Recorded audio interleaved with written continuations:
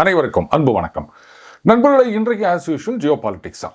என்ன sir, election நெருங்கிக்கிட்டு இருக்கு, இந்த நேரத்தில் நீங்கள் போயிட்டு ஜியோ பாலிடிக்ஸ்னு போகிறீங்களா அப்படின்னா, நாம் அரசியல்வாதி இல்லை பாருங்க. வாக்கு முக்கியம். நேற்றுக்கே சொல்லியிருந்தாலே அண்ணன் ட்ரம்ப் அவர்களை இன்று போய் நாளை வான்னு சொல்லியிருக்கோம் அப்படின்னு. அதனால் இன்றைக்கி அவரை பற்றி பேசலைன்னா அண்ணன் கடுப்பாயிடுவார். அதுக்கப்புறம் நம்ம சேனலுக்கு எதிராக ஒரு 50-70% டாரிஃப் போட்டார்னா கட்டுப்படி ஆகாதுங்க. அதனால தான். பட் நிறைய விஷயங்கள் இருக்குது, வரேன். முக்கியமாக தேமுதிக தலைவி பிரேமலதா விஜயகாந்த் அவர்கள் அவங்க பேசினதா ஒரு வீடியோ ஒன்று பார்த்தங்க. நிறைய பேர் எனக்கு ஃபார்வேர்ட் பண்ணியிருந்தாங்க. நிஜமாவே என்னால் நம்ப முடியல. அது நிஜம் வீடியோவா, இப்போ தான் பேசினாங்களா? ஏன்னா பேக்ரவுண்ட்லாம் பார்க்கும்போது இந்த தேர்தல் பிரச்சாரத்தில் பேசின மாதிரி தான் இருக்குதுங்க. ஆனால் அவங்க பேசின வார்த்தையை பார்க்கும்போது இது நிஜமாகவே அவங்க தான் பேசினாங்களா, இல்லை இந்த ஏஐ டீப் ஃபேக்னு சொல்கிறாங்களா, அந்த மாதிரி எப்போவோ பேசினதை இதில் மிக்சிங் பண்ணி கொடுத்துக்கிறாங்களா எனக்கு தெரியல. அவ்வளோ சுவாரஸ்யமாக இருந்தது. இனியோ ஒரு கன்ஃபர்மேஷனோ இல்லை நினைலோ வரட்டும், அதை பற்றி டீட்டெயிலாக பேசலாம் அப்படின்னு. ரைட், ஸ்ட்ரெயிட்டாக நம்ம ஸ்ட்ரெயிட் ஆஃப் ஹோர்முஸ் போயிடுவோம் நண்பர்களே. அருமையான ஸ்ட்ராட்டஜியை கையில் எடுத்துருக்காருங்க அண்ணன் ட்ரம்ப். நீ என்ன மூடுறது, அதை நானே மூடிட்டு போகிறேன் அப்படின்ட்டாரு. சரி, இன்னைக்கு சீனா என்ன சொல்கிறாங்க, அது பாருங்க, இதெல்லாம் உங்கள் இஷ்டத்துக்கெல்லாம் மூட முடியாதுங்க, அது ஓப்பன் சீவேஸ், இன்டர்நேஷனல் லா என்ன சொல்லுது தெரியுமா அப்படின்னு லெக்சர் அடிச்சுன்னுக்கிறாங்க. இதையே ஈரான் க்ளோஸ் பண்ணிட்டு ஒன்று எங்களுக்கு கப்பம் கட்டணும், இல்லாட்டா நாங்கள் பர்மிட் பண்ணுற நாடுகள் அவங்க மட்டும்தான் இந்த பக்கமாக போகலாம் அப்படின்னு சொல்லும்போது இந்த இன்டர்நேஷ்னல் லா என்ன அப்படின்றது சீனாவுக்கு தெரியாதா? நமக்கு வலிக்குது அப்படின்னும் போது மட்டும்தான் ஞாபகம் வருதா? இதுதான் இங்கே இந்த செலக்டிவ் பொங்கல் பொங்குற போராளிகள் இருக்காங்கல்ல, அதே தான் சீனாவுக்கும்.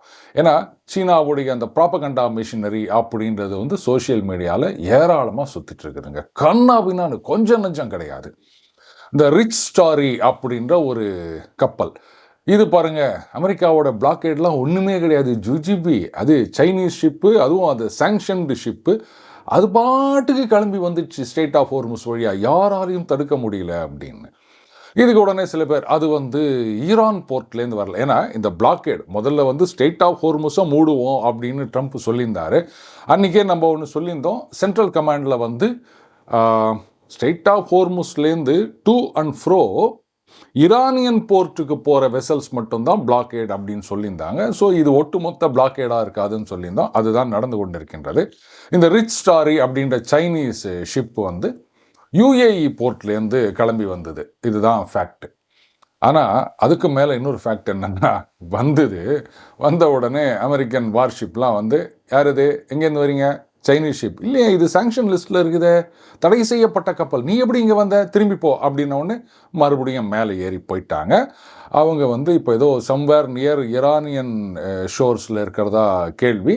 அவங்க ஸ்ட்ரெயிட் ஆஃப் ஹோர்முஸை தாண்டவில்லை. இதுவும் பார்ட் ஆஃப் சைனீஸ் ப்ராபகண்டாதே தவிர வேறு எதுவுமே கிடையாது. இதில் சில பேருக்கு சந்தேகம் வரலாம், சார் அது எப்படி சார், அவ்வளோ பெரிய ஒரு கடல் பரப்பு 21-22 நாட்டிக்கல் மைல்ஸ்ன்னு சொல்கிறாங்க, அதை மூடணும்னா எவ்வளோ கப்பல் வேணும் அப்படின்னு.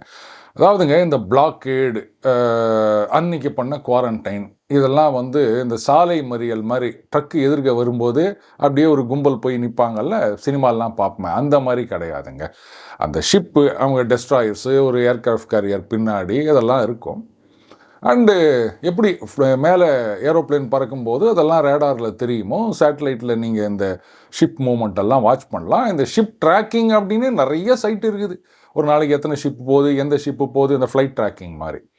அதனால் அங்கேருந்து வருதுன்னா உடனே இவங்க என்ன பண்ணுவாங்க, அந்த ஒரு ஓப்பன் ஃப்ரீக்வன்சி மாதிரி இருக்கும், அதில் சொல்லுவாங்க, யார் நீ, எங்கேருந்து வர, ஐடென்டிஃபை யுவர் செல்ஃப் அப்படின்னு ஆரம்பிச்சுட்டு, no no no no no no no திரும்பி போயிருங்க, இது உங்களுக்கெல்லாம் பர்மிஷன் கிடையாது, ஏன்னா நீங்கள் ஈரானுக்கு போனோன்றீங்க, அதாவது இங்கேருந்து போகிறதா இருந்தால், ஆர் அங்கேருந்து வரதா இருந்தால் எங்கள் என்னதான் போய் சொன்னாலும், இல்லைங்க நாங்கள் துபாயிலேருந்து வரோம், தம்பி நாங்கள் எல்லாம் பார்த்துன்னு தான் இருக்கிறோம், நீ ஈரான் போர்ட்லேருந்து தான் வர, நத்திங் டூயிங், திரும்பி போயிரு, இல்லைன்னா ஃபேஸ் த மியூசிக் அப்படின்வாங்க. ஸோ இதுக்கு நீங்கள் ஃபுல்லாக அந்த 22 நாட்டிக்கல் மைல்லையும் கப்பலை நிறுத்தி வச்சு மிரட்டணும், மறிக்க வேண்டும் அப்படின்ற அவசியம் கிடையாது. ஈரான் அவங்களுடைய நேவியை கம்ப்ளீட்டாக டெஸ்ட்ராய் பண்ணிட்டார் அப்படின்னு சொல்லலாம் ட்ரம்ப். அவங்களே பிளாக்கேட் பண்ணி வச்சுருக்கேன் அப்படின்னு சொல்லும்போது, இவ்வளவு பெரிய ஒரு மைட்டி நேவல் ஃபோர்ஸ் வச்சுருக்க அமெரிக்காவால் அது முடியாதுன்னு நினைக்கிறீங்களா? அடுத்தது, இது எத்தனை நாளைக்கு இந்த மாதிரி நீடிக்கும் அப்படின்னா, ஒரு 2 வாரம் தாக்கு பிடிச்சாலே போதும். இன்ஃபேக்ட் இந்த பிளாக்கேட்லேயும் நம்ம இந்தியாவிலேருந்து யுஏஇ போகிற ஒரு ஷிப்பு போயிருக்கு அப்படின்னு சொல்கிறாங்க. ஸோ ஈரானை குறித்து தான் இந்த பிளாக்கேட். அண்ட் இது வந்து சீனாக்கு வைக்கிற செக். இது நம்ம நிறைய தடவை பார்த்துட்டோம். வெனிசுவேலா, அதுக்கப்புறமா இப்போது ஈரானில் கை வச்சுருக்காங்க. இந்த ஃப்ளோட்டிங் டேங்க்ஸ்னு சொல்லுவாங்க, அதில் நிறைய வச்சுட்ருக்காங்க ஈரான். இதையெல்லாம் வந்து இப்போது சைனாவுக்கு தான் அவங்க வந்து ட்ரான்ஸ்ஃபர் பண்ணிகிட்ருக்காங்க. பட் இந்த ஸ்டாக்கெல்லாம் வந்து மிஞ்சி போனால் ஒரு 10 நாள்லேருந்து 2 வாரம் தாக்கு பிடிக்கும். அதுக்கப்புறம் சார் எண்ணெய்க்கா பஞ்சம், இப்போ நமக்கு ரஷ்யா கொடுக்கலையா அப்படின்னா அங்கே தாங்க இருக்குது சிக்கல். இப்போது சீனா வந்து லோ காஸ்ட் மேனுஃபேக்சரிங், அவங்களுடைய லேபர் அப்படின்றது கூலி, அது வந்து ரொம்ப ரொம்ப கம்மி. அது ஒன்று. அடுத்தது எனர்ஜி, சீப்பாக அவங்க ஆயிலை வாங்கினுக்கிறாங்க. ஒன்று தெரியுமா, ஆஸ் பர் ரெக்கார்ட் சீனா வந்து ஈரான் கிட்டேருந்து, தட் இஸ் எஸ்பெஷலி ஆஃப்டர் 2022 அப்படின்னு வச்சுக்கோமே, எவ்வளோ ஆயில் வாங்கியிருக்காங்க அப்படின்னா ஒன்றுமே இல்லையா. என்னங்க சொல்கிறீங்க அப்படின்னா, ஆமாம், அவங்க வந்து ஆன் ரெக்கார்டு எதுவும் வாங்கலை.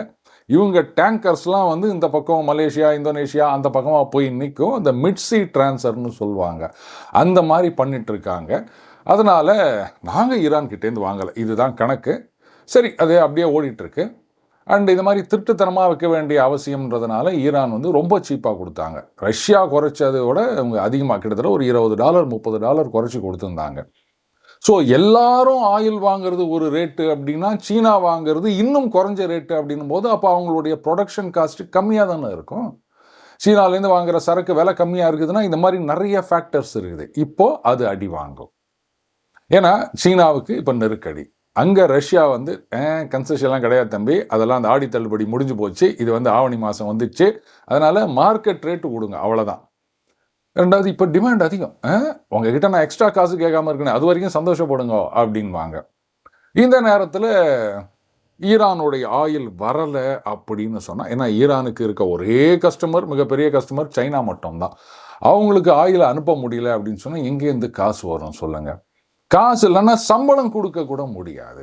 அண்டு சீனாவுக்கு ஏற்கனவே வந்து அந்த ஏதோ டாரிஃப்லாம் ஒரு சண்டை நடந்திருந்தது இல்லையா, ட்ரம்ப்புக்கும் ஜின்பிங்குக்கும். அதுக்கப்புறம் நடுவில் ஏதோ பேசினாங்க, ரைட்டு சால்வ் ஆயிடுச்சுனாங்க, ஏதோ 50% அப்படின்னாங்க. இப்போ அப்படியே தான் ஓடிட்டு இருக்குதுங்க. இப்போது மே மாதம் வந்து ட்ரம்ப் வேறு அங்கே போகிறார். அதுக்கு முன்னாடி இந்த ஈரான் இஷ்யூவை முடிச்சிடணும், அதை லிவரேஜாக வச்சுக்கணும் அப்படின்னு அவர் பார்த்துட்ருக்காரு ட்ரம்ப்பு. அப்போது இவங்களுடைய காஸ்ட் ஆஃப் மேனுஃபேக்சரிங் இன்க்ரீஸ் ஆச்சு அப்படின்னு சொன்னால் என்ன பண்ணுவாங்க சீனா? அதை வச்சே மிரட்டுவார் ட்ரம்ப். இதுதான் வந்து இப்போது சீனா பயந்து கொண்டு இருப்பதற்கான காரணம். சரி, உடனே சொல்லலாம், சார் நீங்கள் நினைக்கிற மாதிரிலாம் வந்து சீனா வந்து பயப்படுற ஒரு நாடு கிடையாது சார், அவங்க வந்து அமெரிக்காவையே கண்ணில் விரல விட்டு ஆட்டுவாங்க அப்படின்னு. இப்படித்தான் சீனா வந்து சோஷியல் மீடியாவில் நிறைய அந்த சைபர் கூறிகளை வச்சுன்னு ஒரு இம்ப்ரெஷனை கிரியேட் பண்ணி வச்சிருக்குதுங்க. இந்தியாவுடனான பிரச்சனை, இதுலேயே அடி வாங்கி போன ஒரு நாடு சீனா. வெள்ள மெர்சல் காமிக்கலாம், அங்கேருந்து காசு வாங்கிக்கணும், இல்லை வேறு சில காரணங்களுக்காக சீனாவுக்கு வால் பிடிக்கிறவங்க அப்படி இப்படின்னு சொல்லலாம். ஃபேக்ட் வந்து அதர்வைஸ். இதை வந்து நம்ம பெருசாக டாம் அடிச்சுக்கிறது கிடையாது. அந்த சோவியத் ரஷ்யா அண்ட் ரஷ்யா அவங்களுடைய பாலிசி இது. ஜெயிச்சிட்டமா அப்படியே கம்முன்னு போனோம். அதெல்லாம் உட்காந்திங்கன்னு இந்த பாகிஸ்தான் மாதிரி செல்லுண்டி பயிலுவ மாதிரி பார்த்திங்கன்னா நாங்கள் என்ன பண்ணிட்டோம் பார்த்தியா அப்படின்னு பண்ணாத விஷயத்தெல்லாம் சொல்லிட்டு இருப்பானுங்க. ஆனால் ரஷ்யாவும் இந்தியாவும் பண்ண விஷயத்தையே கூட பெருசாக சொல்லிக்க மாட்டாங்க. இதுதான் வித்தியாசம். அந்த டாரிஃப் வார், அதில் அமெரிக்காவிடம் பணிந்து போனது சீனா. 50% என்னவோ போடுறேன்னாரு ட்ரம்ப், ஒத்துக்கினாங்க. அதாவது சீனாவிலேருந்து போகிறதுக்கு 50%, அமெரிக்காவிலேருந்து வரத்துக்கு குறைக்கணும் அப்படின்னு ஒத்துக்கினாங்க. சோயாபீன் வாங்குறேன்னு சொல்லியிருக்காங்க. அதாவது போன வருஷம் வந்து நிறுத்திட்டாங்க, பிரேசில்லேருந்து வாங்குறேன் அப்படின்னாங்க. இந்த வருஷம் இல்லைங்க, அப்படியே அந்த ஒட்டுமொத்த இதையும் நாங்கள் உங்ககிட்ட வாங்கிக்கிறோம் அப்படின்ட்டாங்க. ரேர் எர்த் எலிமெண்ட்ஸ் வச்சு இந்த தடையையும் நீக்கி விட்டார்கள். இப்போ அமெரிக்காவுக்கு என்ன சிக்கல்னா, இந்த ரேர் எர்த் எலிமெண்ட்ஸ் முழுக்க கண்ட்ரோல் பண்ணுறது சீனா தான். இவங்க நிறுத்தி போட்டாங்கன்னா அவங்க மிசைல் தயாரிக்க முடியாது, ஏர்கிராஃப்ட் தயாரிக்க முடியாது, ஒன்றுமே பண்ண முடியாது. இதை வச்சுருந்தானே நீ மிரட்டுற, அதை தயாரிக்கிறதுக்கு அந்த எனர்ஜி செக்யூரிட்டின்றதே கிடையாது, என்ன நம்பித்தான் இருக்கணும் அப்படின்னு கழுத்தில் கத்திய வைக்கிற வேலை தான் இன்றைக்கி ஈரானை சுத்து போடுகின்ற வேலை. இதில் அண்ணன் ட்ரம்ப் ஒரு போஸ்ட் போட்டிருக்காரு, அதை கொஞ்சம் பாருங்கள். China is very happy that I am permanently opening the Strait of Hormuz. I am doing it for them also and the world. The situation will never happen again. They have agreed not to send weapons to Iran. இதில் operative வேர்டாக நான் பார்க்கறது, this situation will never happen again. நான் என்ன நினைக்கிறேன்னா, அண்ணன் Trump பர்மனண்ட்டாக அங்கே ஒரு ரோந்து போலீஸ்னு சொல்லுவாங்கல்ல, அந்த மாதிரி ஒரு பூத் ஆரம்பிச்சிட போகிறாருன்னு நினைக்கிறேன். இந்த பாருங்க, இதெல்லாம் நாங்கள் இன்சூர் பண்ணோம், இது நிறைய செலவாகும். அது மட்டும் இல்லை, இந்த சவுதி, கட்டார், யுஏஇ இவங்கெல்லாம் நிறைய அடி வாங்கியிருக்காங்க, அதுக்கெல்லாம் வந்து செலவு இருக்குது. ஸோ நாங்கள் இந்த கப்பலுக்கெல்லாம் வந்து டீசல் போடணும், ஆறு என்னென்னவோ போடணும், விடுங்களேன், அவங்களுக்கு சம்பளம் கொடுக்கணும், அதனால் எல்லாரும் கொஞ்சம் காசு கட்டுங்கோ அப்படின்னு அடி போடுறாரான்னு எனக்கு டவுட்டாக இருக்குது. அண்டு அந்த மிடில் ஈஸ்டில் அமெரிக்காவுடைய ப்ரெசன்ஸ் அப்படின்றது it is going to continue. சில பேர்லாம் சொல்லிட்டு இருக்க மாதிரி சவுதி அரேபியா, கட்டார் இவங்கெல்லாம் வந்து ஐயோ அமெரிக்காவை நம்ப முடியாதுன்னு சொல்லிட்டாங்க, அவங்க துரத்த போகிறாங்க அப்படின்றதுல கொஞ்சம் கூட உண்மை இல்லை அப்படின்றது இதிலிருந்து தெள்ள தெளிவாக தெரிகின்றது. இப்போ இதில் அவர் என்ன சொல்லியிருக்காரு, சைனா வந்து ஈரானுக்கு ஆயுதங்களை அனுப்ப மாட்டோம்னு சொல்லிட்டாங்க அப்படின்னு இருக்காரு.